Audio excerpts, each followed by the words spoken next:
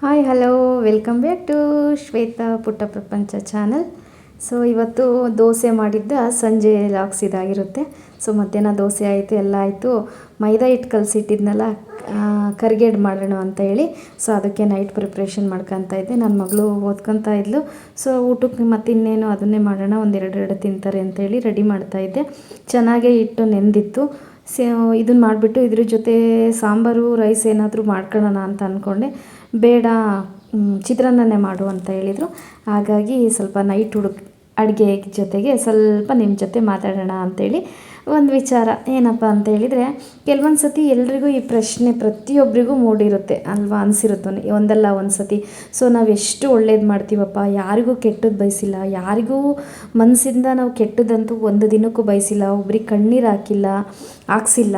So ಆದ್ರೂ ಕೂಡ ಯಾಕೆ ನನ್ನ ಜೀವನದಲ್ಲಿ ಕೆಲವೊಂದು ಈ ಥರ ಸಮಸ್ಯೆ ಕೊಡ್ತಾ ಇದ್ದಾನೆ ದೇವರು ಅಂತ ಪ್ರತಿ ಸತಿನೂ ಕೂಡ ಅನಿಸಿರುತ್ತೆ ಅಲ್ವಾ ಯಾರಿಗಾದರೂ. ನನಗೂ ಸುಮಾರು ಸರಿ ಅನಿಸ್ತಾ ಇದೆ. ಅದಕ್ಕೋಸ್ಕರ ಈ ಒಂದು ವಿಚಾರ ಮಾತಾಡೋಣ ಅಂತ. ಅಂದರೆ ದೇವರು, ನನ್ನ ಪ್ರಕಾರ ಹೇಳಬೇಕು ಅಂದರೆ, ದೇವರು ನಮಗೆ ಏನೋ ಕಷ್ಟ ಕೊಡ್ತಾ ಇದ್ದಾನೆ ಅಂತ ಹೇಳಿದರೆ ಅದು ನಮಗೆ ಕೆಟ್ಟದ್ದು ಅಂತ ಅಂದ್ಕೋಬಾರ್ದು. ದೇವರು ಏನೋ ನಮಗೆ ಕೊಡ್ತಾನೆ ಅಂತ ಹೇಳಿದರೆ ಅದನ್ನು ನಾವು ಮನಸ್ಪೂರ್ವಕವಾಗಿ ಸ್ವೀಕರಿಸಬೇಕು. ದೇವರು ಯಾವುದೇ ಒಂದು ಉದ್ದೇಶ ಇಲ್ಲದೆ ನಮ್ಮ ಜೀವನದಲ್ಲಿ ಯಾವುದೇ ಘಟನೆಗಳನ್ನು ಕೂಡ ಆಗೋದಕ್ಕೆ ಆಗಲ್ಲ ಅಲ್ವಾ. ಸೊ ಏನೇ ಒಂದು ಮಾಡ್ತಾ ಇದ್ದಾನೆ ದೇವರು ನಮ್ಮ ಲೈಫಲ್ಲಿ ಅಂದರೆ ಅದು ಒಳ್ಳೆಯದಕ್ಕೆ ಆಗಿರುತ್ತೆ. ಕೆಲವೊಂದು ಸತಿ ಬೇಜಾರಾಗ್ಬೋದು, ಲೈಫಲ್ಲಿ ಫೇಲ್ಯೂರ್ ಆಗ್ಬೋದು, ಯಾರೋ ನಿಮ್ಮನ್ನು ಬಿಟ್ಟು ಹೋಗ್ಬೋದು, ಯಾರಿಂದನೂ ಕೆಟ್ಟ ಅಪವಾದಗಳು ಬರ್ಬೋದು, ಯಾರೋ ನಿಮ್ಮ ಬಗ್ಗೆ ಸುಳ್ಳು ಸುದ್ದಿ ಹಬ್ಬಿಸ್ಬೋದು, ಏನೇನೋ ಆಗ್ಬೋದು. ತುಂಬಾ ನೋವು, ಕಣ್ಣೀರು ಪ್ರತಿದಿನ ಎದುರೂ ಕೂಡ ಕೆಲವೊಂದು ಸತಿ ಯಾಕಪ್ಪ ಬೆಳ್ಕರಿತ್ತು, ನೆಮ್ಮದಿಯಾಗಿ ಮಲ್ಕೊಂಡಿದ್ರೆ ಯಾವುದೂ ಕಷ್ಟನೇ ಇರ್ತಿರ್ಲಿಲ್ವಲ್ಲ ಅನ್ನೋವರೆಗೂ ಕೆಲವೊಂದು ಸತಿ ಕೆಲವೊಬ್ರಿಗೆ ಅನಿಸುತ್ತೆ. ನನಗೂ ಕೂಡ ಕೆಲವೊಂದು ಸತಿ ಅನಿಸುತ್ತೆ. ಆದರೆ ನಾವು ನಿಧಾನವಾಗಿ ಕೂತ್ಕೊಂಡು ಯೋಚನೆ ಮಾಡಿದಾಗ ಒಂದು ನನಗೆ ಅನಿಸಿದ್ದೇನಪ್ಪ ಅಂದರೆ, ದೇವರು ಕಷ್ಟ ಕೊಡೋದು ಏನಕ್ಕೆ ಅಂದರೆ ನಮ್ಮಲ್ಲಿರುವಂಥ ಒಂದು ಅಗಾಧ ಅಂತಹ ಶಕ್ತಿ. ಯಾಕೆ ಈ ಥರ ಅಂತಿದ್ದೀನಿ ಅಂದರೆ, ಪ್ರತಿಯೊಬ್ಬರಿಗೂ ಎಲ್ಲ ರೀತಿ ಶಕ್ತಿಗಳು ಇರೋದಿಲ್ಲ. ಹಣ ಇದ್ದರಿಗೆ ಒಂದು ತಾಳ್ಮೆ ಅನ್ನೋದಿರೋದಿಲ್ಲ. ಹಾಗೆ ನಮಗೆ ಎಕ್ಸ್ಪೆಷಲಿ ಕೆಲವೊಬ್ಬರಿಗೆ ಹಣ ಇಲ್ಲ ಅಂತ ಅಲ್ಲ, ಪ್ರತಿಯೊಬ್ಬರು ವ್ಯಕ್ತಿಯಲ್ಲಿ ತಾಳ್ಮೆ ಅನ್ನೋದು ಸ್ವಲ್ಪ ಕಮ್ಮಿ. ತಾಳ್ಮೆ ಯಾರಿಗೆ ಜಾಸ್ತಿ ಇರುತ್ತೋ ಅಂಥ ವ್ಯಕ್ತಿಗೆ ದೇವರು ಜಾಸ್ತಿ ಕಷ್ಟ ಕೊಡ್ತಾನೆ. ಯಾಕೆಂದರೆ ಅವರಿಗೆ ತಡ್ಕೊಳೋಂತಹ ಒಂದು ಕೆಪಾಸಿಟಿ ಇರುತ್ತೆ. ಸೊ ಆ ಟೈಮಲ್ಲಿ ಕಷ್ಟಗಳು ಜಾಸ್ತಿ ಬಂದಾಗ ಹೇಗಪ್ಪ ಎದುರಿಸ್ಬೇಕು, ಹೇಗಪ್ಪ ಇದನ್ನು ಸಾಲ್ವ್ ಮಾಡಬೇಕು ಅಂತೇಳಿ ಕ್ರಿಯೇಟಿವ್ ಮೈಂಡ್ ಥಿಂಕ್ ಮಾಡಲಿ ಸೊ ಅಂತ ಹೇಳಿ ಅವರಲ್ಲಿರುವಂಥ ಎಕ್ಸ್ಟ್ರಾಡಿನರಿ ಶಕ್ತಿ ಇರುತ್ತೆ. ಅದನ್ನು ಹೊರಗೆ ತರಬೇಕು ಅಂತ ಆ ಶಕ್ತಿ ಹೊರಗೆ ತರೋದಕ್ಕೋಸ್ಕರ ದೇವರು ನಮಗೆ ಕೆಲವೊಂದು ಕಷ್ಟಗಳನ್ನ ಕೊಡ್ತಾರೆ ಅಲ್ವಾ. ಈಗ ಇವಾಗ ಒಂದು ಚಿನ್ನನೇ ಆಗಿರ್ಬೋದು, ಅದು ಒಂದು ಒಳ್ಳೆ ಇದಕ್ಕೆ ಬರಬೇಕು ಅಂದರೆ, ಒಂದು ಶೇಪಿಗೆ ಬರಬೇಕು ಅಂದರೆ ಆ ಚಿನ್ನ ಕರಗಿಸೇನೆ ತಾನೇ ಮಾಡೋದು. ಅದೇ ರೀತಿಯೇ ಕರಗಬೇಕು. ಅದು ಬಿಸಿ ತಾಕಿದಾಗೆ ಚಿನ್ನ ಕರಗೋದು, ಬಿಸಿ ತಾಕಿ ಚಿನ್ನ ಕರಗಿದಾಗೆ ಅದಕ್ಕೊಂದು ಆಕಾರ ಬರೋದು ನಾವೆಲ್ಲರೂ ಇಷ್ಟಪಡೋದು ಅಲ್ವಾ. ಹಾಗಾಗಿ ಸೊ ಕಷ್ಟ ಬರಬೇಕು. ದೇವ್ರನ್ನ ಯಾರಿಗೂ ಕೆಟ್ಟದ್ದು ಮಾಡಿಲ್ಲ ಅನಿಸುತ್ತೆ, ಆದರೆ ಅಂದ್ಕೊಳಕ್ಕೆ ಹೋಗ್ಬಾರ್ದು ಅಷ್ಟೇ. ಏನೆಂದರೂ ಒಂದೊಂದು ಸತಿ ನಂಗೆ ಅನಿಸುತ್ತೆ, ಯಾಕೆ ನನಗೆ ಈ ಥರ ಬರುತ್ತೆ, ನನ್ನ ಜೀವನದಲ್ಲೇ ಯಾಕೆ ಬರುತ್ತೆ, ನಾನೇ ಯಾಕೆ ತಪ್ಪು ಮಾಡಿ, ಅದು ಸಹಜ. ಆದರೆ ಅದನ್ನು ನಾವು ಆದಷ್ಟು ಮೀರಿ ಹೋಗಲೇಬೇಕಾಗುತ್ತೆ. ಜೀವನದಲ್ಲಿ ಯಾವುದೇ ಒಂದು ಬಿರುಗಾಳಿನೂ ಕೂಡ ಶಾಶ್ವತ ಆಗಿರಲ್ಲ. ಕತ್ಲಾದ್ಮೇಲೆ ಬೆಳಕು ಬರಲೇಬೇಕಲ್ವಾ, ಅದ್ಮೇಲೆ ನಾವು ನಗಲೇಬೇಕು. ಇದು ಪ್ರಕೃತಿಯ ನಿಯಮ ಅಷ್ಟೇ.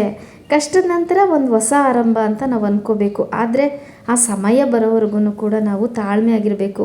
ತಾಳ್ಮೆ ತಪ್ಪಿದ್ವಾ ನಮ್ಮ ಒಳ್ಳೆ ಕ್ಷಣಗಳನ್ನು ನಾವೇ ಕಳ್ಕೊತೀವಿ ಅಷ್ಟೆ. ಇದು ನಿಮ್ಮ ತುಂಬ ಕಷ್ಟದಲ್ಲಿದ್ದರೆ ಒಂದು ಮಾತನ್ನು ನೆನ್ಪಿಟ್ಕೊಳ್ಳಿ. ನಾನು ಹೇಳೋದೇನೆಂದರೆ, ದೇವರು ನನ್ನನ್ನು ಶಿಕ್ಷಿಸುತ್ತಿಲ್ಲ ಅಂದರೆ ನನಗೆ ಶಿಕ್ಷೆ ಕೊಡ್ತಾ ಇಲ್ಲ, ನನ್ನನ್ನು ಇನ್ನೂ ಬಲಿಷ್ಠನಾಗಿ ಮಾಡ್ತಾ ಇದ್ದಾನೆ ಅಂತ ನಾವು ಅಂದ್ಕೋಬೇಕಾಗುತ್ತೆ. ಬಹುಶಃ ಇದು ನಿಮ್ಗೆ ಅರ್ಥ ಆಗಿತ್ತೇನೋ ಅಂತ ಅನಿಸುತ್ತೆ. ನಾಳೆ ನಿಮ್ಮ ಜೀವನದಲ್ಲಿ ಒಂದು ಇದೇ ದೊಡ್ಡ ಆಶೀರ್ವಾದ ಆಗ್ಬೋದು ದೇವರಿಂದು, ಆ ರೀತಿ ಅಂದ್ಕೊಳ್ಳಿ. ಅಂದರೆ ಅದರಿಂದ ನಂಬಿಕೆ ಇಟ್ಕೊಳ್ಳಿ, ದೇವ್ರ ಮೇಲೆ ನಂಬಿಕೆ ಇಡಿ. ದೇವರು ಮೌನವಾಗಿ ನಿಮ್ಗೆ ಯಾವುದೇ ಸಮಸ್ಯೆಗೆ ಪರಿಹಾರ ಕೊಡ್ತಾ ಇಲ್ಲ ಅಂತ ಹೇಳಿದರೆ ನಿಮ್ಮನ್ನು ಮರ್ತಿದ್ದಾನೆ ದೇವರು ಅಂತ ಅಲ್ಲ, ದೇವ್ರು ನಿಮ್ಮ ಜೊತೆಗಿಲ್ಲ ಅಂತ ಅಲ್ಲ. ಏನಪ್ಪ ಇಷ್ಟೊಂದು ಕಷ್ಟ ಕೊಡ್ತಾನೆ ಅಂತ ಅವನು ಕೆಲವೊಂದು ಸತಿ ಒಂದು ಕತೆ ಅಂತ್ಯವಾಗೋದು ಯಾವಾಗ ಹೇಳಿ ನೋಡೋಣ, ಆ ಸುಂದರ ಅಧ್ಯಾಯ ಅಲ್ವಾ.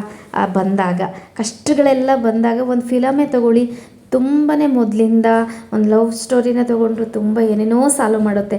ಆದರೆ ಫೈನಲಿಯಾಗಿ ಫಿಲಮಲ್ಲಿ ಲವ್ ಸಕ್ಸಸ್ ಆಗುತ್ತಲ್ಲ, ಆ ರೀತಿ ಅಷ್ಟೇ. ಅದೇ ಒಂದು ಹೊಸ ಅಧ್ಯಾಯ, ಸುಂದರ ಅಧ್ಯಾಯ ಬರೆಯೋದಕ್ಕೋಸ್ಕರ ಟೈಮ್ ಬೇಕು. ಸಡನ್ನಾಗಿ ಏನೇನೋ ಬರೆದು ಕೊಡ್ತಾ ಇದ್ದಾರೆ ಅಂದರೆ ಅದು ಸಾಧ್ಯವೇ ಇಲ್ಲ. ಯಾಕಂದರೆ ತಾಳ್ಮೆ ತಗೊಂಡು ಒಂದು ಸುಂದರವಾಗಿ, ಒಂದು ಕಲ್ಲಾದ್ರೂ ಅಷ್ಟೇ, ಒಂದು ಒಳ್ಳೆ ಶಿಲೆ ದೇವರು ಅಂತ ನಾವೆಲ್ಲ ಕೈ ಮುಗಿತೀವಿ ಅಲ್ವಾ. ಸೊ ಆ ಒಂದು ದೇವರು ಕೆತ್ತನೆ ಆಗಲಿ, ಮೂರ್ತಿ ಆಗಲಿ, ಕಲ್ಲು ಶಿಲೆ ಆಗಬೇಕು ಅಂದರೆ ತುಂಬಾ ಶಿಲೆಯನ್ನಾಗಿಸೋನಿಗೆ ಎಷ್ಟು ಪೇಷನ್ಸ್ ಇರುತ್ತೆ ಹೇಳಿ ನೋಡೋಣ. ಆ ರೀತಿ ನಾವೆಲ್ಲದನ್ನು ತಾಳ್ಮೆಯಿಂದ ತೊಗೊಂಡೋಗ್ಬೇಕು. ಒಂದೊಂದು ಸತಿ ಎಲ್ರಿಗೂ ಅನಿಸಿರುತ್ತೆ, ನಾನು ಹೇಳೋದಿಷ್ಟೇ, ಆ ರೀತಿ ಅನಿಸಿದಾಗ ನಮ್ಮಲ್ಲಿ ನಾವು ಖುಷಿ ಪಡಬೇಕು, ನಮ್ಮನ್ನು ನಾವು ಸ್ಟ್ರಾಂಗ್ ಮಾಡ್ಕೋಬೇಕು.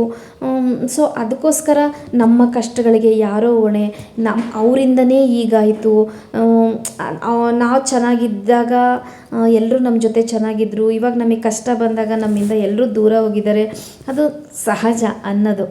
ಬಟ್ ಆ ಥರ ಥಿಂಕಿಂಗ್ ಎಲ್ಲ ನಾವು ಬಿಟ್ಬಿಡ್ಬೇಕು. ಯಾಕೆ ಅಂದರೆ ನಮ್ಮ ಲೈಫಲ್ಲಿ ಏನೋ ನಡೀತಾ ಇದೆ, ನಮ್ಮ ಲೈಫಲ್ಲಿ ಏನೋ ಬದಲಾವಣೆಗಳಾಗ್ತಿದ್ದಾವೆ ಅಂದರೆ ಅದು ನಮಗೆ ಕಾರಣ ಅಲ್ವಾ.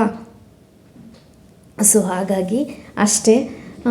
ಇನ್ನೇನೆಂದರೆ ಎಲ್ಲದನ್ನು ಪಾಸಿಟಿವ್ ಆಗಿ ಥಿಂಕ್ ಮಾಡಬೇಕು. ನಾನು ಯಾವಾಗಲೂ ಅಷ್ಟೇ, ಕಷ್ಟ ಅಂತಲ್ಲ, ನನಗೇನೋ ನನ್ನ ಲೈಫಲ್ಲಿ ಏನೋ ಆಗ್ತಾಯಿದೆ ಅಂದರೆ ಹೊಸದೇನೋ ಬರ್ತಾಯಿದೆ ಅಂತ ಆ ರೀತಿ ಥಿಂಕ್ ಮಾಡ್ತಾ ಹೋಗ್ಬೇಕಷ್ಟೆ. ಸೊ ಇಷ್ಟು ನನ್ನ ಅನಿಸಿಕೆ ಅಷ್ಟೇ. ಒಂದೊಂದು ಸತಿ ಬೇಜಾರಾಗುತ್ತೆ, ಬಟ್ ಬೇಜಾರಾಗಕ್ಕೆ ಹೋಗಬೇಡಿ. ಸೊ ಇಷ್ಟು ಬಂದುಬಿಟ್ಟು ವಿಡಿಯೋ ಆಗಿತ್ತು. ಅದು ಕರ್ಗೆಡ್ಬು ಪೂರಿ, ಒಂದೆರಡು ಪೂರಿ ಮಾಡಿಕೊಂಡೆ, ಚಿತ್ರಾನ್ನ ಮಾಡಿಕೊಂಡೆ, ಇನ್ನು ಅನ್ನ ಸಾಂಬಾರು ಸ್ವಲ್ಪ ಊಟ ಮಾಡಿ ಇವತ್ತಿನ ಡೇನ ಮುಗಿಸಿದ್ವಿ. ಇಷ್ಟಾಗಿತ್ತು ನಮ್ಮದು ಡೇ.